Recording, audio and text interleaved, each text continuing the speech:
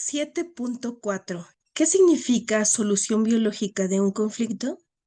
A menudo recibo ofertas de colaboración por parte de psicólogos, terapeutas, de la hipnosis, operadores de bioresonancia o de programación neurolingüística que no puedo aceptar. Estas personas, que en su mayoría no tienen ninguna experiencia clínica, sostienen que pueden resolver los conflictos y conflictos biológicos con métodos superficiales. Por no hablar de que también un psicólogo con su método, que se ha revelado erróneo, puede meterse por casualidad en un conflicto actual y, discutiendo con el paciente, llegar a la solución, mientras que a menudo ese conflicto a nivel biológico no debería haber sido resuelto. Estos psicoterapeutas inexpertos en la nueva medicina no saben que un conflicto biológico, no saben qué es un conflicto biológico y el correspondiente EBS. Entonces, recuerden que EBS es programa especial con sentido biológico y sensato. También los hipnoterapeutas pueden a veces resolver un conflicto, aunque no saben encuadrarlo biológicamente. Además, la hipnosis profunda tiene la gran desventaja de crear a menudo un nuevo DHS, que no se sabe si podrá ser resuelta como se esperaba. Conozco muy bien a estos dos tipos de personas del tiempo en que trabajaba en la psiquiatría y los considero peligrosos por su ignorancia. Sostengo que la PLN y bioresonancia son una gran ilusión por lo que respecta a la solución de conflictos biológicos y de programas especiales biológicos y sensatos. Todos sus métodos presuponen que estos programas especiales, biológicos y sensatos son malos, malignos, por lo que todos los conflictos, también biológicos, tienen que ser eliminados con la terapia. En realidad, la solución de los conflictos biológicos, obviamente de aquellos que se pueden resolver, es mucho más fácil y también mucho más difícil. Estamos profundamente apegados a los errores de los últimos 2000 años, durante los cuales la medicina ha estado organizada en base al Antiguo Testamento, la enfermedad entendida como pecado, concepción de la cual la mayoría no consiguen alejarse ni un ápice. Una madre nota el conflicto biológico de su hijo sin ningún método, igual que cualquier hembra animal. Estas madres encuentran instintivamente la causa, el medio justo, el momento justo, las palabras justas para consolar o reprender. Normalmente hacen todo del modo biológicamente correcto. Es así de fácil. El intelectual loco que quiere hacerlo todo con método lo arruina todo. Lo mejor sería que no se ocupasen de nada. La nueva medicina, al contrario que la medicina de Estado, que se cree en 5000 hipótesis, es una ciencia natural exacta sin hipótesis. Por lo tanto, es mucho más sabia que la vieja medicina de Estado. Y sin embargo, no nos consultan estos expertos intelectuales cerrados estúpidamente en su mundo. No existe ni psiquiatría, ni cerebroiatría, sino solo una iatría. Iatroi, médicos. El médico de la nueva medicina tiene que tener el máximo posible de conocimientos, pero sobre todo tiene que ser un amigo cordial de los pacientes, con la sana capacidad de entender a las personas y dar buenos consejos al paciente jefe. El paciente necesita un buen consejero, un consejo válido respecto a la solución de su conflicto biológico, si se puede resolver o es mejor que no se resuelva. Es importantísimo decir siempre que el programa especial biológico y sensato es un hecho sensato y no malo, ni siquiera en el caso del cáncer, y que con cáncer se sobrevive en un 95 a 98% de los casos. Con estas posibilidades de supervivencia, ya no se transmite la sensación de pánico. La elevada mortalidad que había condenado al pánico a todos nuestros pobres pacientes deriva solo de la ignorancia o de la consciente falta de aplicación de los conocimientos de la nueva medicina por parte de la medicina actual. Si, como hemos dicho, en la nueva medicina se sabe que todos los procesos llamados en el pasado malignos tienen un sentido biológico y también la solución del conflicto y lo que con ella se consigue, por ejemplo, la leucemia, en el caso del conflicto de desvalorización de sí, el paciente no se asusta cuando se le verifica eso. Tomemos el ejemplo que hemos utilizado ya varias veces. Una madre que ha sufrido un síndrome de Dirhammer cuando su niño tiene un accidente ante sus ojos, entonces el niño va al hospital y ella sufre un cáncer de mama. El sentido biológico sería que a través de ese cáncer de mama se produzca más leche para el niño, de modo que éste pueda equilibrar la detención del desarrollo con una mayor cantidad de leche. Mientras que el niño se encuentra en el hospital, no es posible que se produzca una solución. Incluso cuando el niño sale del hospital, normalmente se soluciona el conflicto y sufre todavía durante tiempo los daños del accidente, una solución del conflicto biológico no es sensata desde el punto de vista biológico. El niño todavía necesita una mayor oferta de leche. El programa biológico, sin embargo, se desarrolla incluso aunque la madre moderna no dé de mamar al niño. Por lo tanto, tenemos que explicar cautamente a esta madre las correlaciones, incluida la de la caseificación espontánea del cáncer de mama, si tiene microbacterias, lo que normalmente se puede descubrir preguntando a la paciente si ha tenido fases de sudor nocturno en ocasiones precedentes. Ella tiene que saber también que un tumor no reducido en la mama por la falta de micobacterias, es decir, un tumor enquistado, es totalmente inocuo. Biológicamente no es necesario, pero no es de ninguna manera peligroso para la supervivencia. Dado que estos pacientes no son más estúpidos que nosotros y dado que se trata de su propio cuerpo, normalmente entienden rápidamente. De hecho, mucho más rápido de lo que creemos. Quiero describiros brevemente dos casos que en parte se mencionan en otro punto del libro, solo para demostrar que la solución biológica de un conflicto con un programa especial biológico y sensato en los tres niveles no es una solución psíquica, sino justamente biológica. 7.4.1. Ejemplo, solución de conflicto biológico mediante carcinoma intersticial de testículo. Este caso de un joven médico puede mostrarnos lo que hace falta calcular de la nueva medicina. Él había venido a mí porque tras una ablación del testículo izquierdo que se había hinchado hasta hacerse tan grande como un huevo de oca, quiste de testículo, en abril de 1998, en un control con tomografía axial computarizada abdominal, el 27 de diciembre de 1998, le habían dicho que las células malignas del testículo le habían producido metástasis en el vientre. En ese punto, junio de 1999, todo el abdomen estaba lleno de metástasis y ya no se podía hacer nada. Y aquí está la imagen del testículo y la imagen de la TAC abdominal. Aquí lo podemos ver claramente. Quiste del testículo, abril de 1998. La TAC abdominal del 27 de octubre de 1998. Quistes del riñón, que se ven también en las flechas. El correspondiente conflicto de líquido se explicó rápidamente. El paciente, en mayo de 1998, quiso reanimar a una niña ahogada de 5 años durante el transporte en ambulancia de un hospital extranjero poco preparado donde trabajara. A causa de la falta de medios, de lo cual él mismo se sentía un poco responsable, la niña que tenía la misma edad que su propia hija murió. Eso había provocado que se le congelara la sangre en las venas. Como contaba él mismo, sufrió un conflicto de líquido que sin embargo consiguió resolver 6 meses más tarde.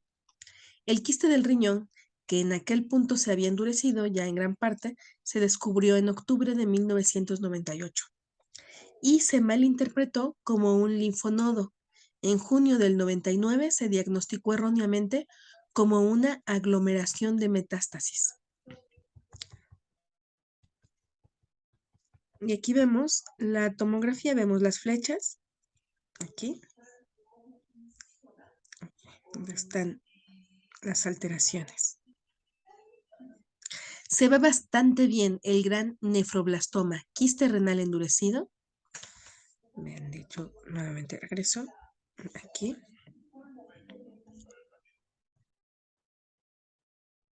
Esa tomografía del 10 de junio de 1999, aquí estas zonas, veamos.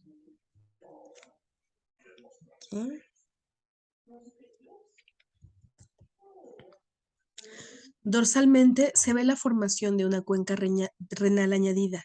El nefroblastoma produce orina y la expulsa por medio de los conductos urinarios de desviación ya presentes. Lo sorprendente es la falta de homogeneidad del nefroblastoma. Las dos flechas superiores indican las dos partes iniciales del nefroblastoma que se pueden ver ya en las radiografías de antes, las del 27 de octubre de 1998.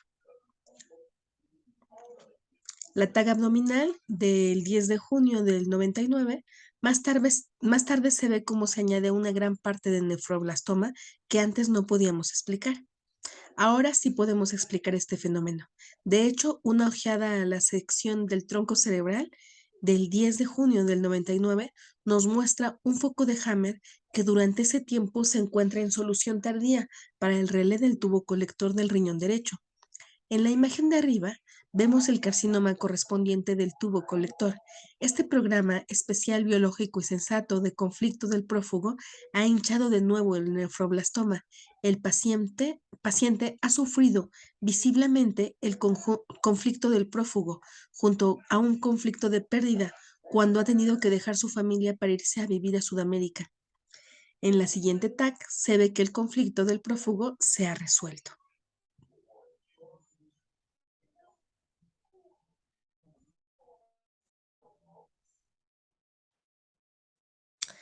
10 de junio de 1999, el foco de Hammer se encuentra en la fase post-conflictólisis del relé del tubo colector del riñón derecho, que además ha provocado nuevamente la hinchazón del nefroblastoma en fase de endurecimiento. Veas el capítulo sobre el síndrome de túbulos colectores. El 10 de junio de 1999, la flecha muestra el foco de Hammer para el nefroblastoma del riñón izquierdo, conflicto de líquido por no haber podido reanimar a la niña ahogada, de lo que el doctor se echaba en parte la culpa. El 9 de junio del 98, el foco de Hammer en el relé del testículo izquierdo, edema de reparación bastante grande en vías de reducción. Y otra cosa fue muy importante para los dos. Justo cuando el joven doctor empezó a comprender la cuestión del modo correcto, si se lleva a cabo una ablación del testículo en la base de la reparación del programa especial biológico y sensato, como también fue mi caso personal, el programa prosigue en cualquier caso coherentemente hasta el final, a pesar de la extirpación. La hipófisis y la corteza suprarrenal intervienen y hacen que se produzca más testosterona respecto al inicio del programa especial biológico y sensato. Todavía no sabemos precisamente si la producción de testosterona añadida tenga lugar en la corteza suprarrenal o en el testículo que queda. En cualquier caso, el nivel de testosterona es y permanece más alto. Así, la mujer de este paciente zurdo, que se describe a sí mismo como un macho afeminado en el pasado, dijo que desde que hacía algún tiempo se había vuelto más masculino de lo que era antes de que le extirpasen el testículo. Él mismo se sentía mucho más masculino. Su mujer lo prefería como era antes. También mi mujer me dijo casi lo mismo casi un año después de la muerte de mi hijo Dirk, después de la ablación del testículo.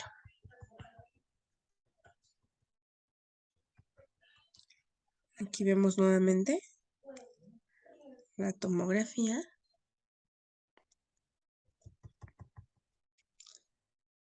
10 de junio del 99, se ve todavía el borde del edema, pero visiblemente el conflicto de pérdida ha retomado la actividad porque el paciente ha pensado volver a Sudamérica para morir ahí y no volver a ver a sus padres. El punto oscuro indicado por la flecha corresponde al centro del foco de Hammer para el testículo izquierdo.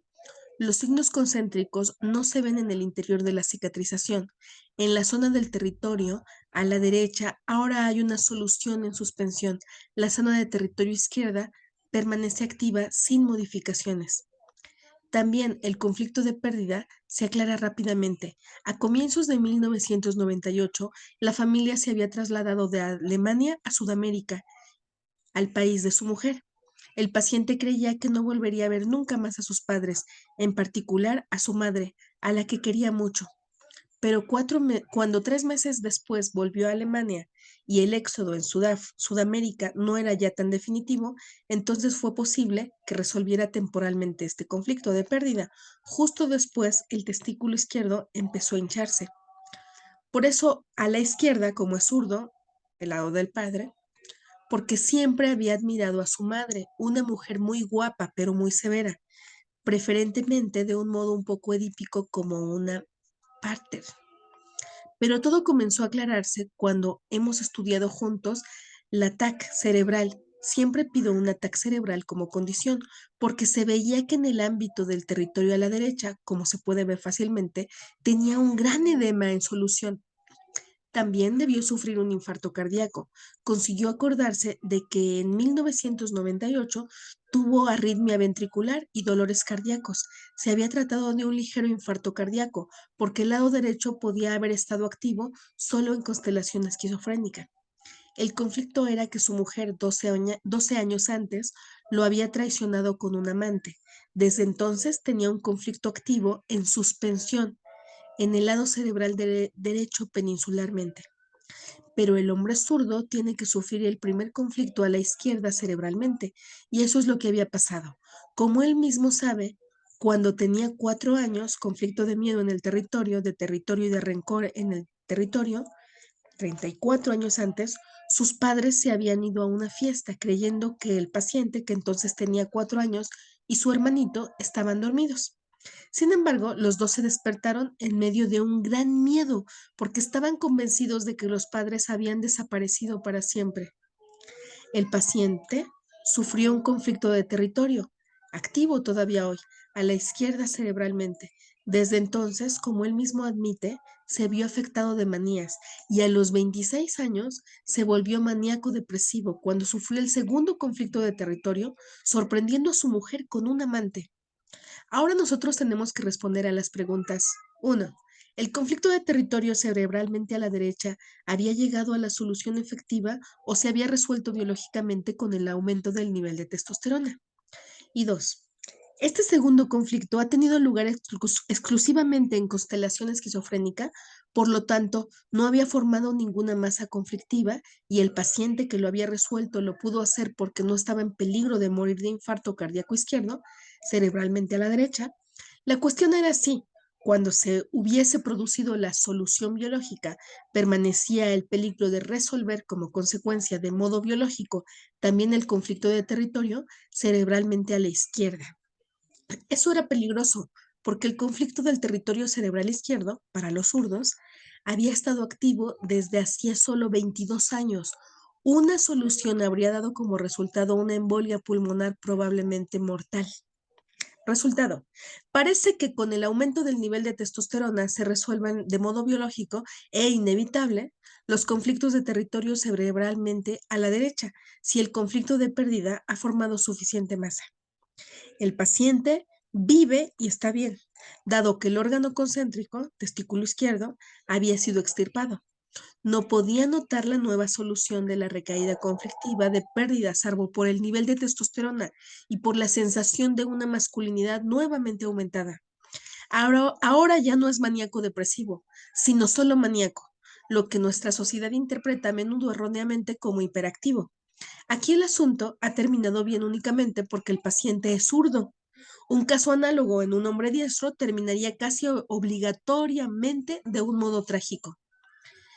Hace de contrapeso el caso precedente, aunque no en constelación esquizofrénica, el de una paciente de 82 años que durante 50 años, tras un estupro sufrido por una soldadesca rusa durante la guerra, había estado amenorreica, es decir, el ciclo había desaparecido sin que lo volviera a recuperar y desde entonces la paciente reaccionó de un modo masculino.